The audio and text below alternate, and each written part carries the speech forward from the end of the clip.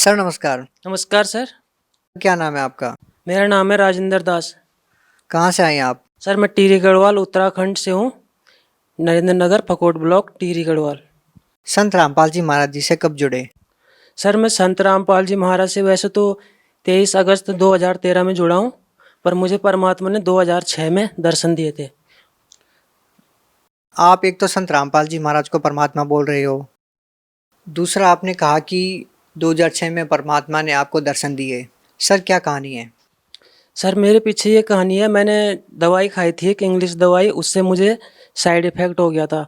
उस side effect से मेरा खून बनना बंद हो गया था। 2 साल तक मेरा हीमोग्लोबिन 4 ग्राम हो गया था। डॉक्टर ने मुझे कैल्शियम की दवाई दी, उससे मेरे पैरों का दर्द तो सही हुआ, लेकिन मेरा खून बनना बिल्कुल भी बंद हो गया था। एक समय ऐसा आया कि मैं मृत्यु के कगार पर आ गया। हॉस्पिटल में मुझे डॉक्टर ने शिफ्ट कर दिया। डॉक्टर ने कहा कि तेरा बचने का कोई चांस नहीं है। तो मैं ऋषिकेश हॉस्पिटल आईसीयू में मुझे डॉक्टर ने शिफ्ट कर दिया था। आईसीयू में शिफ्ट होने के बाद डॉक्टर ने कहा हम आपको खून तो चढ़ा रहे हैं, लेकिन आपका खून बन नहीं रहा है। अब खून बनने के लिए हम आपकी रिपोर्ट अभी आएगी कुछ दिन बाद, तो उसमें हम आपका ट्रीटमेंट जारी रखेंगे।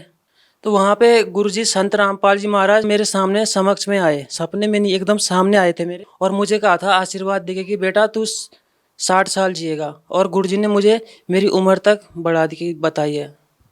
सर आपने कहा कि गुरुजी संत रामपाल जी महाराज आईसीयू में आपके सामने आए, लेकिन क्या आप जानते थे कि जो आपके सामने आए हैं वो कौन है? नहीं, मैं संत रामपाल जी महाराज से ना मिला था, ना मैंने संत रामपाल जी महाराज को जानता था। लेकिन संत रामपाल जी महाराज कौन है क्या हैं, उन्हें तो मैंने बाद में, जब ज्ञान गंगा पुस्तक 2013 में जब संत रामपाल जी महाराज को पहले पेज पे जो संत रामपाल जी महाराज की फ़ोटो है, तो मैंने उस टाइम संत रामपाल जी महाराज को पहचाना। तो क्या सोचा आपने? जब मैंने ज्ञान गंगा पुस्तक पढ़ी तो मैंने देखा ये वही संत हैं जो मेरे आईसीयू में उस टाइम आए थे और मुझे दर्शन दिए थे। तो फिर गुरुजी के आने के बाद मैंने गुरुजी का ज्ञान पढ़ा, ज्ञान गंगा पढ़ी। ज्ञान गंगा पढ़ने के बाद जैसे ही मैंने देखा, तो मैंने गीता वेद पहले ही पढ़ रखे थे, तो उस पर देखा मैंने देवी देवता पूजने को मना किया है, तत्वदर्शी संत के शरण में जाने को कहा है। तो मैंने जब ज्ञान गंगा बुक पढ़ी तो उसके बाद भी मैं गुरुजी के सत्संग सुनता रहा। तो आखिर में संत रामपाल जी महाराज के सत्संग सुनने के बाद मेरे अंदर एक ऐसी प्रेरणा हुई कि परमात्मा ने मुझे कहा कि तू एक बार आश्रम आ जा। अब जब मैं आश्रम आया तो मेरे पेट में फिर से रात ही रात अपेंडिक्स होगी। अपेंडिक्स हुई तो डॉक्टर ने मेरा अल्ट्रासाउंड किया, उसने कहा इसका ऑपरेशन होगा। तो मैं गुरुजी के पास गया, आश्रम सतलोक आश्रम बरवाला गए, तो परमात्मा ने, गुरुजी ने कहा कि बेटा इसका ऑपरेशन करा दे, इसके बाद तू दोबारा कभी भी हॉस्पिटल में नहीं जाएगा। फिर जब मैंने संत रामपाल जी महाराज से आश्रम बरवाला में नाम लिया था, उसके बाद से आज तक मैं कभी भी हॉस्पिटल नहीं गया हूँ, ना ही मैं कभी बीमार हुआ हूँ। सर जैसा कि आप उदाहरण दे रहे हैं कि गीता जी में तत्वदर्शी संत के शरण में जाने के बारे में कहा है, तो सर इससे क्या प्रमाणित होता है कि संत रामपाल जी महाराज के बारे में ही कहा है? तत्वदर्शी संत की पहचान क्या है आखिर? क्योंकि सर गीता में कहा है कि जो शास्त्र विधि को त्याग कर मनमानी पूजा करवाता है वो संत नहीं है। और जो पीपल के वृक्ष को जड़ तना पत्ती और जो इसके शास्त्रों को अलग अलग बता दे वही तत्वदर्शी संत है, ये गीता में स्पष्ट कहा है। संत रामपाल जी महाराज की शरण में जाने के बाद आपको क्या क्या लाभ हुए हैं? संत रामपाल जी महाराज की शरण में जाने के बाद मुझे सबसे पहले परमात्मा ने मोक्ष दिया है। मुझे मेरा समय बताया कि बेटा तू इतने साल जिएगा, और इस मुझे परमात्मा पे पूरा भरोसा है कि जैसे ही मैं यहाँ पे शरीर छोड़ूंगा, परमात्मा ने मुझे पहले ही बताया, सबसे पहले मुझे मोक्ष मिला है। उसके बाद मेरी उम्र भी शेष नहीं थी, तो परमात्मा ने मुझे 60 साल की उम्र दी है। उसके बाद मुझे अस्थमा की प्रॉब्लम होती थी। अस्थमा की प्रॉब्लम जैसे बचपन से ही है, मुझे खांसी वगैरह होती थी बहुत ज़्यादा। तो गुरुजी से जब से नाम लिया है संत रामपाल जी से, तब से मुझे वो बीमारी आज तक ना लगी है। और ना उसके बाद मुझे, जैसे जैसे मैं घर में देवी देवताओं की पहले पूजा करता था, उस टाइम मेरे पे देवी देवता भी आ गए थे। तो जब से मैंने गुरुजी के नाम लिया है, तब से वो देवी देवता भी मुझे परेशान नहीं करते।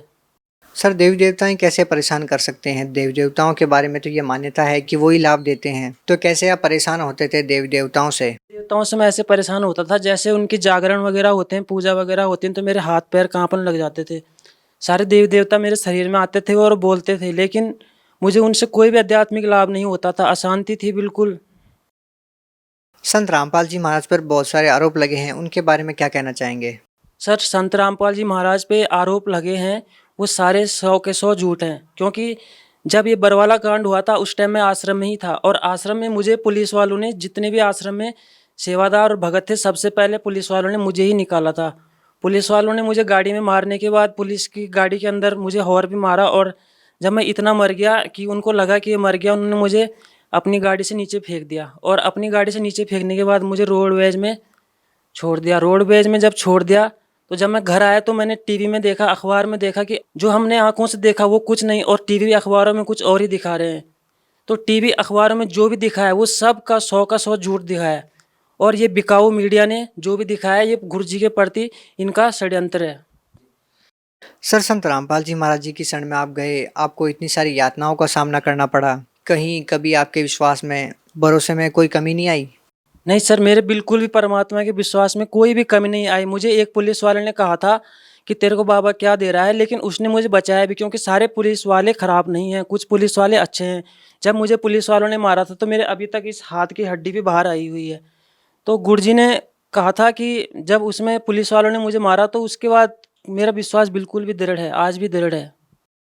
सर, क्या कारण है कि हिंदुस्तान में बहुत सारे धर्मगुरु हैं, उनके बहुत सारे अनुयायी हैं, ऐसे भी हैं जो कभी विवादों में नहीं रहते, जबकि दूसरी तरफ संत रामपाल जी महाराज जी ज़्यादातर विवादों में रहते हैं। तो क्यों ना आप किसी और संत की शरण में जाएं, किसी और संत से नाम दीक्षा लें? क्यों आप लगातार संत रामपाल जी महाराज से ही जुड़े हुए हैं? क्या कारण है?